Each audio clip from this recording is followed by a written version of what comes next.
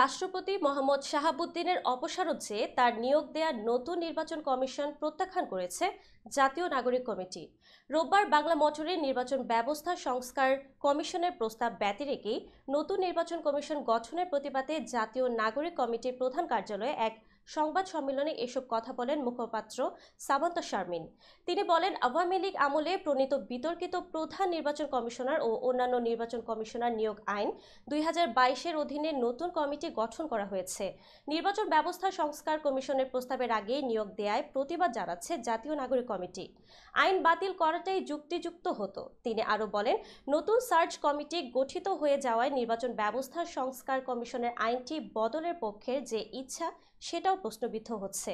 আমরা জাতীয় নাগরিক কমিটির পক্ষ থেকে সরকারের এমন সিদ্ধান্তে বিস্মিত হয়েছি এবং তাদের এমন পদক্ষেপের তীব্র নিন্দা ও কঠোর প্রতিবাদ জানাচ্ছি। আমরা মনে করি এই সরকার গণ অভ্যুত্থান পরবর্তী জনগণের অভিপ্রায়কে পুরোপুরি ধারণ করতে পারছে না।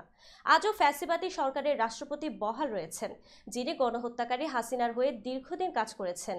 এই কদিন আগেও তিনি ফ্যাসিস্ট হাসিনা সম্পর্কে যে মন্তব্য করেছেন তা গণ অভ্যুত্থানকে সাক্ষাৎ অস্বীকার করার শামিল। এ কারণে তার অধীনে কোনো ধরনের নিয়োগ বৈধ হতে পারে না। মুখপাত্র সামান্তা শারমিন বলেন, আমরা জাতীয় নাগরিক কমিটির পক্ষ থেকে অবৈধ রাষ্ট্রপতির অধীনে ফ্যাসিস্ট আইনি কাঠামোয় গঠিত নির্বাচন কমিশন প্রত্যাখ্যান করছি এবং অবিলম্বে নির্বাচন কমিশন সহ আইনটি বাতিল করে নতুন আইনের ভিত্তিতে একটি নিরপেক্ষ ও অবিতর্কিত নির্বাচন কমিশন গঠনের জোর দাবি জানাচ্ছি।